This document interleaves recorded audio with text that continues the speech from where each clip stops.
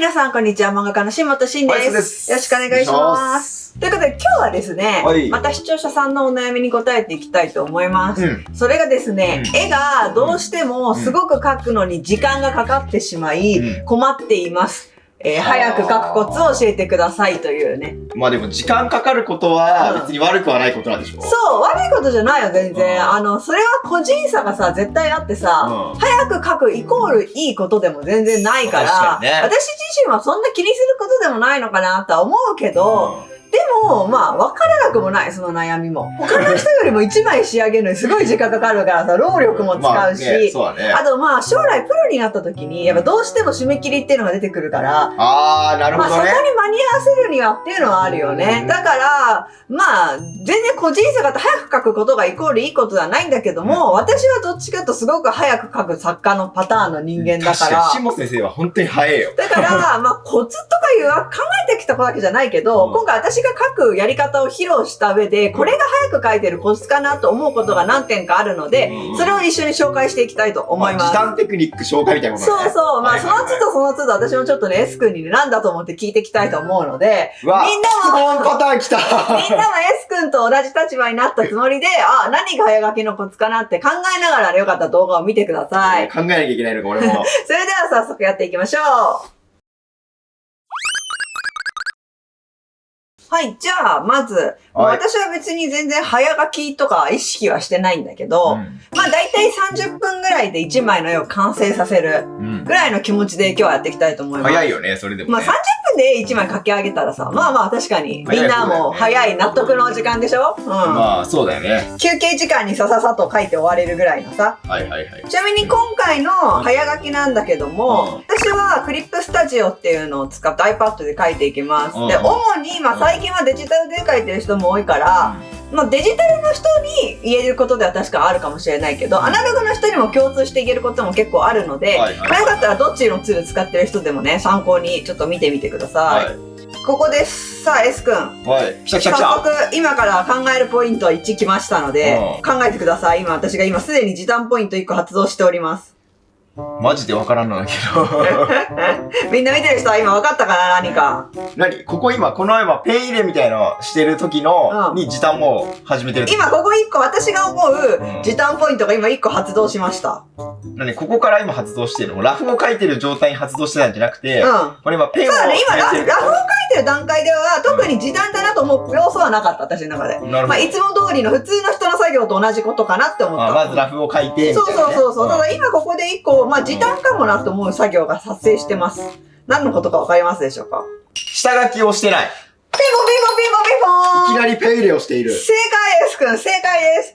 ここで私が時短だなと思う作業の一つは、今、私はね、ざっくり、ここでね、当たりを書きました。正直そこでの時点ではさ、完成形はほぼ私にしかちょっと分かってなかったりとか、まあ顔とか何も書いてないじゃん。よくわかんない、これだと。だからこの後下書きっていう作業をする人たちはすると思うんだよね。ざっくり顔とかもっと細かいディティール書き込んでから、ペンを入れるっていうね。アナログだったら鉛筆で書いてからのマジックで書くみたいな。でもその作業をもう私は、しません。こういきなりS君言ったよりもペンを入れて、要は書きながらもう調整していくっていう感じ。なるほど。っていう感じで、今ここで一つ目の私が思うちょっと時短ポイント。でも、しもつ先生いつもこれだよね。だから私が思う時短ポイント一つ目発動。危ね、よかった。俺いつもこれだからさ、俺の中ではもうこれが当たり前みたいになってるわけよ、多分。そうだよね。よく答えたと思わん、そしたら。思う。奇跡よ。ちなみにさ、下書きみたいの、このデジタルでするときっていうのは、どうやってやってんのみんな。てか今私が書いてる線あるじゃない、まあこれを下書きとしてもう一回この当たりを消した後にこれの下書きみたいな感じで薄くしたりとか色変えたりしてもう一回ここに上からペンを入れてる。そういうことか。まあそっちの方が間違いなく絵のクオリティは上がるよ。だってもう線が洗練されていくからね。なるほどね。まあでもそういう細かいことをまあ気にせず私はもういきなりここの時点でもう清書としております。っていうのもまあいくつかそこ理由があって一番も早く書くっていうのがもっと一個の理由ではあるよね。だって同じように一回繰り返さなくて済むからね。確かにね。でも強いて言うともっと別の理由もあって、もう今言ってたけど私同じ絵を2回描きたくないよ。なるほどね。めんどくさい。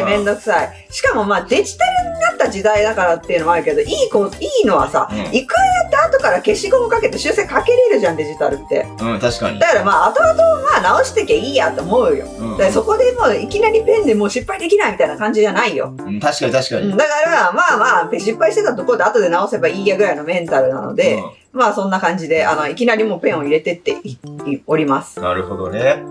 あくまでもだから下本先生は、同じ絵を2回描きたくないがゆえに、まあこのテクニックをしていると。そうそうそうそう。あとなんかさ、よくあるラフの方が良かったってこと。はあ。絵描いてる人あるあるけど、下書きの方が良かった。あれラフの方が良かった。なんか本気で描いたらクオリティ落ちたみたいな。はいはい。ペン入れたらダメになっちゃったみたいな。それ多々あるからさ、もう逆に一発でいった方がさ、ラフの状態維持できるかもしれないじゃん。確かに確かに。じゃあまたそのうち第2ポイントが来るわね。いやもうね、すでに第2ポイント来てるんですよ。第2ポイント来てんの？実はね、さっきからね、来てる。嘘だろ、全然わからんかったぞ。だから今からこの第2ポイントを探してください、何なのか。もう今もやってんの？もうとっくにやってます、第2ポイントのこと。わかった。はい。書きたくないものから書いてる。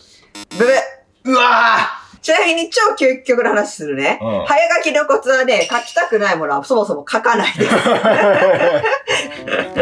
いや、なんか手がさ、やっぱりちょっとめんどくさいのかなと思って。あ、違う、ね。手から書いてたりしてたじゃん。強いて、それはね、確かにあるけど、私の場合これ手前にあるものから書いてただけ。あ、そういうこと？だからあんまり関係なかった。関係なかったのか。マジ？なんだ？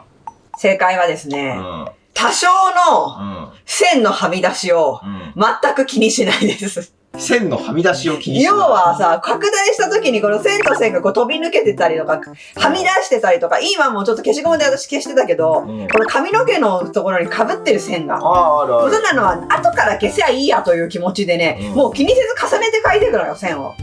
で、髪の毛とかのこういうところも、まあ後で消しゴムかけてこう修正すればいいや、あまりにもはみ出してるところはみたいな感覚で、線と線がこうはみ出しても気にしないってこと。そうすることで勢いよく線が引けるから、早く描けるんだよね。ああ、なるほどね。髪の毛の先っちょとかだったとした時だよ。こうやってちゃんと先がこうやって閉じるようにこうやって描いて、こうやって描いたらまた先の先が閉じるようにこうやって描いて、こうやって描いて、何も悪いことじゃないよ。全然悪いことじゃない。ただ私の場合、こういうこと。なるほど。ただ、もうそれを重なったところも、後々あまりにもひどい時はこうやって消せばいいから。後で。で、もういいやっていうようなね。感じで、そこをもうだから気にしないこと、私の。それだから大雑把に書いてんのね。そう。1回目は。そう。で、やりすぎたって時は、後で修正かければいいから。なるほどね。そう。っていう感じで、私の場合の、まずその第2ポイント。線と線の重なりやはみ出しを気にしないです。これはね、難しかったわ。難しかったでしょ？普通に無理だった、俺。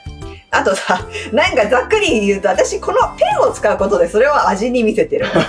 要はさ、その使うペンにもちょっとよってさ、見え方変わっちゃうよね。確かに。私のこのペンって結構ガサガサしたペンだからさ、それが味に見えてる説あるよね、ちょっとね。まあそれがいいっていうね。そう。なんか自分にしかちょっと出せない感じが出てるみたいな。だからこのざっくり感も絵の味の一部にしちゃってるみたいな。自分の個性じゃないけど、そういう風にしてるっていうね。だからこれは今回のポイントには入ってないけど、もしかしたら追加でデジタルでやる人はね、ペンの種類をざっくりしたペンにするっていうのを。ちなみに何なんですか？これはいつも使ってるペンだ。ニュルペン。ニュルペンね。クリップスタジオの方の、配布してるペンですね。ニュルペン使ってます、下本先生はね。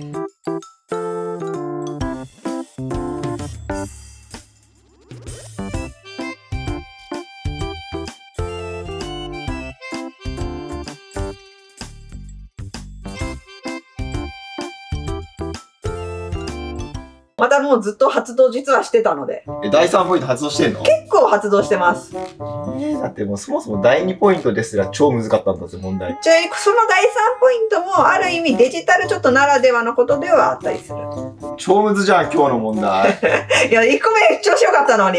やっぱ1個目はさ、言うてもやっぱりさ、いきなり書いてたからさ、なんとなく分かったけどさ、2個目とかの問題からもはやさ、もう自分にしか分からねえようなこと出してきてるやん。でもね、まあ、だから2個目も、まあずーっとそういう感じでやってますよっていう。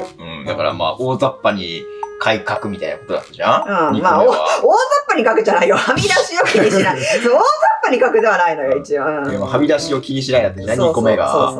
わかった。細かいものを書く。それはさ、めんどくさいやむしろ。はい、正解はですね、拡大しすぎないです。拡大しすぎない。要はデジタルっていくらでも拡大して、もうどんだけでもこう拡大して細かく描ける。確かに。今も目をもっと細かく描こうと思ったら拡大してこうやって、まずピッピッピッピッピッみたいにやれるでしょ。でも、それをもうあえてしすぎない。要はもう全体引きでなるべく描いていくっていう。いうのも拡大しちゃうと、どこまででも手を込めることができるね。だけどさ、それっていうのはさ、ここ今私がさ、この絵をさ、超見えないところの細かいこうやってシワまでこうやってちっちゃい描くたするじゃん、こうやって。でも絵にした時さ、本当に見えない一部なんだよ、それって。なるほどね。っていうのを、でも、やりがちな、デジタルってやりがち、拡大できちゃうから、最後引きで見た時には目立たない場所なのに、うわ、ここにこんな時間かけちゃってたみたいな。はあ、だからいわゆるまあこう手だった場合、まあなんかネイルとかにすごい時間かけちゃって、でも結局引いたら見えない。全然見えないとか。だからもちろんこだわってやることはいいことなんだけど、時短したい時はね、拡大しすぎない方が絶対にいい。はい、ということで今もうざっくりペン入れが終わりました。難しいぜ、問題が。じゃあここから色塗っていきたいと思います。はいはいはい。色塗っていきたいと思います。はい。もう S 君発動しているので、よかったら考えてみてください。ちょっと待って、これなんとなくわかりそうなんだけど、ちょっと待って、なんか、なんて言葉に表してちなみに今から私は肌を先に塗っていきたいと思っています。まあこの色塗り工程はね、自分のやりやすいようなね、自分のペースの好きな工程でやればいいと思うんですけども、すでにまあ私のまあ時短なのかなっていうテクニックが発動されておりますので、考えてみてください。投げ縄ツールを多用している。まあ半分正解。でしょ。だから俺もでもね、ちょっと待って、今ね、分かってんだよ。多分俺が言いたいこと分かってるでしょ。どういうこと？言いたいこと分かってるはずなんだよ。どういうこと？どういうこと？俺もそれもなんて言葉に表していいか分からないんだよ。だからとりあえず投げ縄ツールを多用しているってことだけ言ってた。まあでも間違ってはないです。その投げ縄ツール使って、投げ縄ツールっていうのはね、これね、私の言うような今ここで選択している、この投げ縄塗りってやつね、クリップスタジオだと。で、くるって巻ったとこが塗れるっていうね。っていうところでは確かにあります。まあだから半分正解なの。投げ縄ツール使っているところは。じゃあ正解言いたいと思います。正解はですね、ブラシ以外のツールを使って塗っていくです。塗りつぶしツールみたいなこと言いたかった。そう、バケツ塗り。要は、こういうとこピッて塗れるみたいなね。このツールとか、さっき言ったこの投げ縄ツールとかを多用して、要はこのブラシで塗るっていうのはどういうことかっていうと、こうやって、こうブラシ、自分がいつも使うブラシ選んでもらって、こうやって塗っていくこと、こうやってね。一個ずつね。そう。それを、まあ、使うんだけども、多用せずに、ブラシ以外の早く自分なりに塗れるツールを使っていくっていうところですね。だから答えは。だからS から半分正解です。投げ縄ツール使ってたから。要は、まあ、ブラシで塗るのは丁寧に塗れるし、まあ、本当にいいんだけど、全然だから悪いことじゃないんだけど、いうようにサクサク塗っていく上で、私的にはブラシで塗るってのはなんかどうも自分の中では時間がかかってしまってあんま好きではない。むしろなんかこうバケツだったりとか投げ縄ツールだったりでまとめた範囲を一気に塗れるものを使って塗っていく、まずは大雑把に全体を。でっちゃった後にブラシでこうちょっとここもうちょっと綺麗に形整えようとかいうところを微調整していく感じ。でまずざっくり塗っちゃった後にブラシをちょっとこう修正に使うみたいな、イメージです。まあなんだったら私はもはやブラシほとんど使わないんだけどね、マジで。まあ確かに。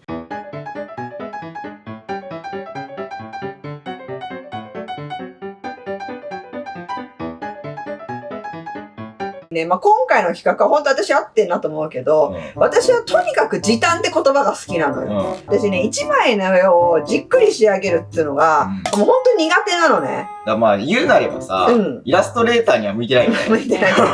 で、一枚の漫画家だからさ。強いて言うと、私はね、本当にクオリティの高い一枚の絵を完成させるっていうのは苦手なの。だけど逆に言えばなんかそこそこの速さで、そこそこの絵を完成させるっていうのは得意なの。でもね、そんな私にも仕事の依頼は来て、ここまでプロとしてやれてきてるってことは、要はこういう人間にも一応需要はあるよ。なるほどね。っていうのは私はもうみんなに教えてあげたい。だからね、なんかこの一枚の絵をすんごいクオリティ高くてあげれたら、それはそれに越したことはないじゃん。だけど、私みたいな人間でも仕事が来てたから、大丈夫だよみんなみたいな、そこそこでもなんとかなるんだ世の中っていうのを私はみんなに教えてあげたいよね。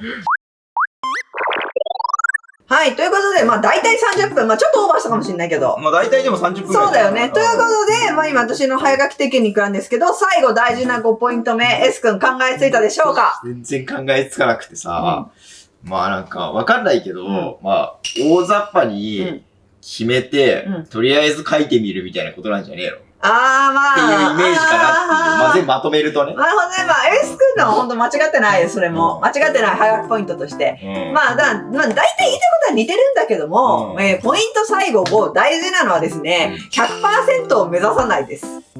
そういうことか。要はもう私最初からもういいんだよこんなんで、いいんだよこんなんでみたいなことをずっと言い続けてたと思う。もうそれはもうね、こんなんでいいや精神で、要は 100% の自分を目指さない。まあ 80% でも出したら十分でしょ。なんだったらまあ私にとってはこの絵はもう 60% くらいかなと思う。マジで？マジで。いや、もう本本気で私がもうちょっと時間かけたらもうちょっとかけると思う。もう今回はそういう企画だしいいやみたいな感覚で始めてるから、まあ実際だからこう、まあ 60% ぐらいの力だなと思うけど、まあそれでもいいと思ってくれる人はきっといいと思ってくれるから。確かに全然うまい。でしょ。だから、まあそういう感じでね、いきなり 100% を目指さず 80% ぐらいでいいやぐらいの気持ちでやるっていうのが早く書くコツかなとは思います。まあだから、まあその日によってね、これは 100% の力を注がなきゃいけないっていう日もあるじゃん。そう。